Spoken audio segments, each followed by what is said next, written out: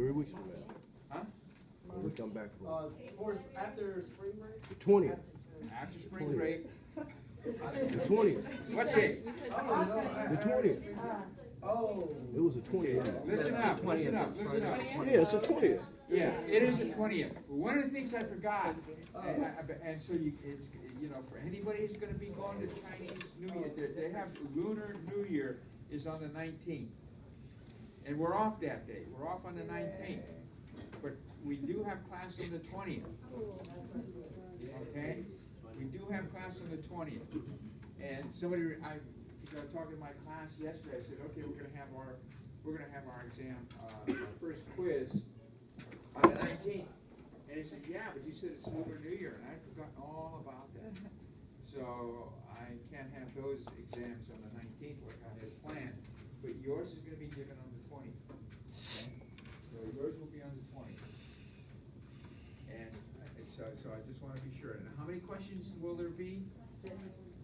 25 or 30. 25, yeah, 25, true, false, multiple choice, Scantron, I provide the Scantron, you bring in number 2 pencils. Be sure you bring in a number 2 pencil. And I will provide the Scantron.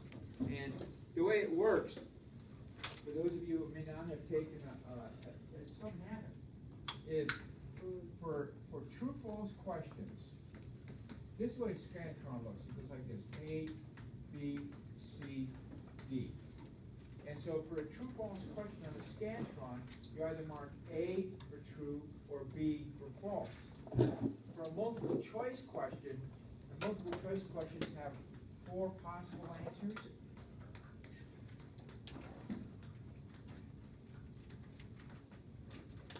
Okay, it's A, B, C, D. What you do is figure which one of those answers is appropriate, and then if you think it's C, then you mark out C. Okay? Over here, if you think it's true or false, then if you think it's true, you mark out A. And so that always becomes a question. So you need to bring a number 2 pencil. I will provide the Scantron as closed book, closed note. Closed book, closed note. The midterm will be open book and open note. Midterm will be open book and open note. And instead of 50 questions, you're going to get 40. Okay? No, yeah, midterm. Oh, okay, sorry. Yeah, midterm. Okay. Okay, so I try to keep all that, try to keep you guys advised of all this stuff. All right, I was talking about juvenile court, and I mentioned some important dates. I said, I mentioned 1899, and what happened in 1899 with respect to the juvenile courts throughout the United States? The first juvenile court was established. First juvenile court is established in 1899. Where is it established? Chicago, Illinois. Chicago, Illinois. Good.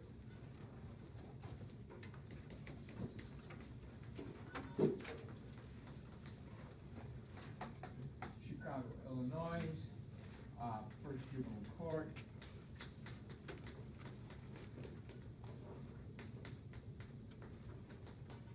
And then I gave you another date, 1903. What does 1903 have to do with the state of California? California is the first juvenile. First juvenile court established in the state of California.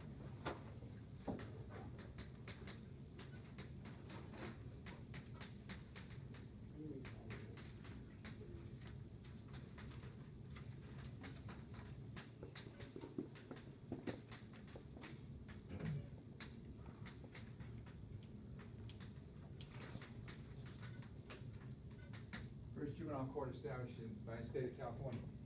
And 25 years later, but after the first juvenile court was established in Illinois, within 25 years after that, every state in the 48 states at that time had a juvenile court. It was like wildfire.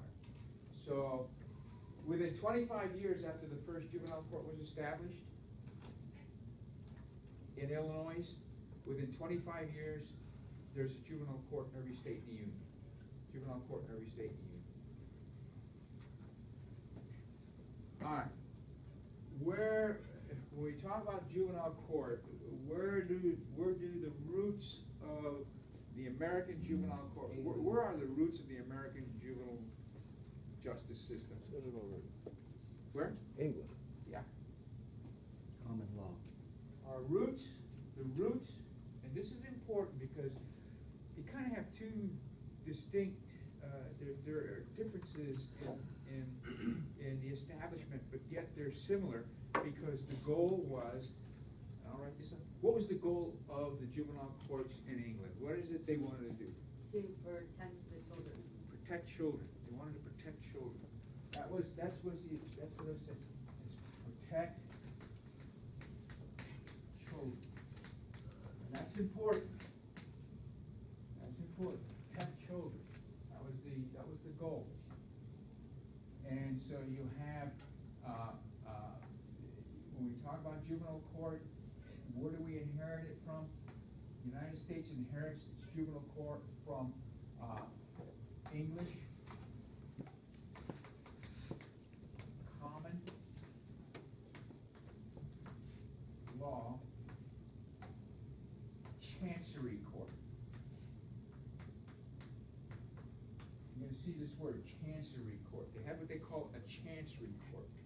And chancery courts, what the chancery court did, it's an ancient court. It goes back a long ways.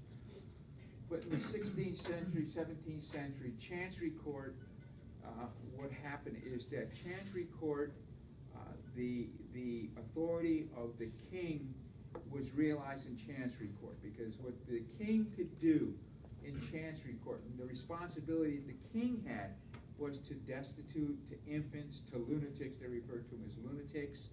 All right, the king had a responsibility for those people. King had a responsibility for those people, and the king was considered the parent of the country. The king was considered the parent of the country, and there's a term, a Latin term, that defined that. It was called parens patria. Parens patria.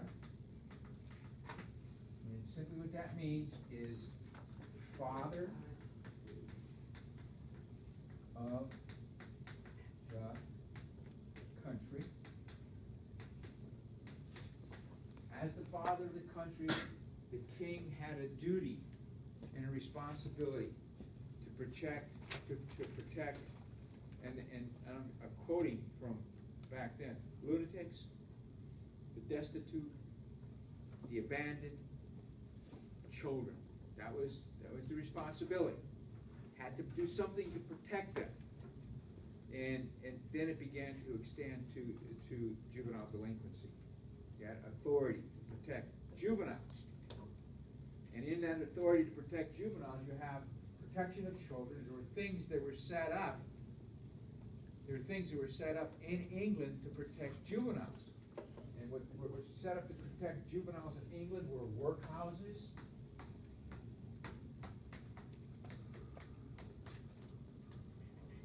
Workhouses, and this is where the children, children who had been abandoned or children who had been taken away from their parents were set.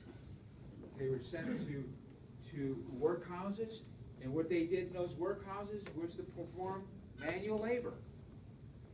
All right, they performed manual labor.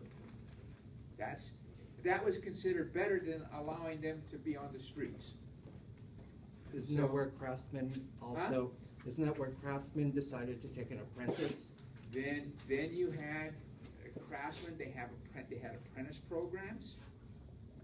So you have workhouses or poorhouses, workhouses, poorhouses.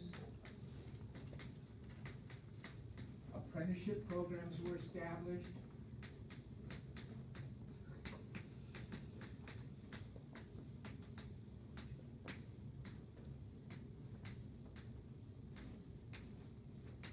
And that was where, a tool maker or a shoemaker could come in, and a child would be given to that person, and that child would work for that person up until the age of 18. And they were responsible to that person, and they would learn a trade. Some people said that all this did was to supply businesses, to supply industry with cheap labor. All right? And there's people say, hey, yeah, okay, you protected children, but you were providing industry with cheap labor. It was a form of indentured